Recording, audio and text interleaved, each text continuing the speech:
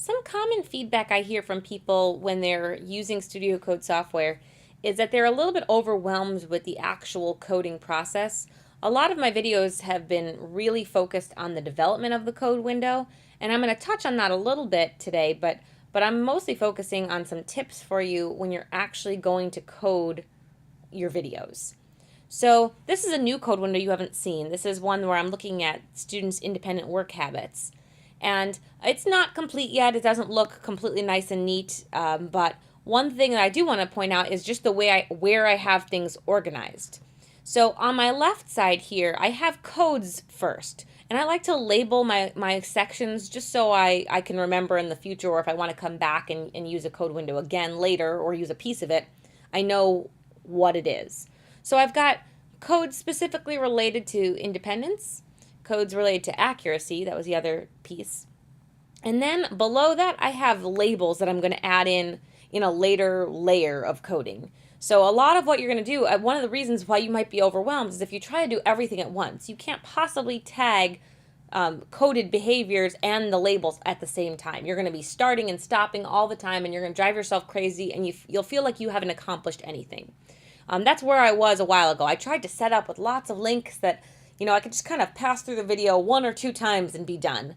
Well, that's just not going to happen. It's a lot easier to try to do a layered approach where you look for bigger behaviors first and then you break them down with each layer of coding. So the biggest layer of codes that I have in this code window are their independent work habits, where they're either working independently, working with help, or not working at all. Now, each of those behaviors can look like a lot of different things, which is I've started breaking them apart below. But let's just say the first pass through, I'm just looking at these three behaviors. And I have them linked, among other links, exclusively so that it can only be one of those three things at a time. So they're automatically going to turn each other on and off. And also then I can calculate the total independent work period that I'm measuring by just simply adding up. That's what I have here. This is just an inactive button at the bottom, and it's just a button that has, that I'm asking it to add up any of the length of any of those rows together, and that's going to give me the total independent work period. So with my first pass through, there are a couple of things I want to point out. One, don't focus on a lot of behaviors the first time. We really only can think about maybe 2 to 3 different behaviors at once, especially if you're watching it in real time. If you're starting and stopping a lot, you might be able to pick a few more behaviors up at once, but I think 3 is a nice number to focus on first. It's going to depend on your question, obviously. So also organize the code window kind of like I did here, where the things you're looking at with one pass through are all put together. So I know first I'm going to code the independence, then I'll go through and code accuracy, then I'm going to tag my labels, and then everything on the right side those are my inactive buttons that are just my output. So I've kind of separated them out.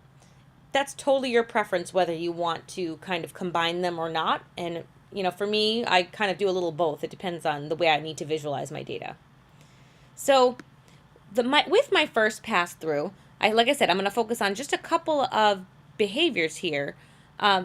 Something I want to point out is I want to be able to do this as quickly as possible because I'm going to have to watch this same video probably 5 or 6 times. So if I watched it at regular normal speed each of the times, it would take a long time, especially, this is a shorter video where the independent work period is only 15 minutes, but that adds up when I have, 50 to 100 videos I'm tagging. So with my first pass through, I like to speed it up to at least 193%. I try to hit right about double speed. So somewhere between 193 and 209 seems to be what I get when I'm just kind of sliding that bar on my timeline. It still makes everything, I can completely decipher what everyone's saying in the videos at that speed. As you start getting a little faster than that, it's kind of hard to hear what they're saying. And again, it all depends on the behaviors that you're looking for. So speeding up your video is very, very helpful. And also using links, either exclusive links or even just the lead and lag time, so you don't have to turn everything on and off if you're looking at 3 behaviors, is really nice for that first pass through. You can change the length of these instances later. And that's what I do. I try not to get hung up with that first pass through on the exact length of instances. I want to make sure I get every behavior, and if it goes a little bit long or a little bit short, I'm not worried about it that first time through. Because later, when I'm starting to tag in label mode, I can adjust the exact lengths at a slower speed. Okay, so I've kind of, I know I've talked a lot in this, but I'm going to try to type out all of these kind of tips here into my post as well, so that you guys can see this in action and what I'm talking about, and just kind of refer back to these little tips. They're just ways to help you not feel so overwhelmed.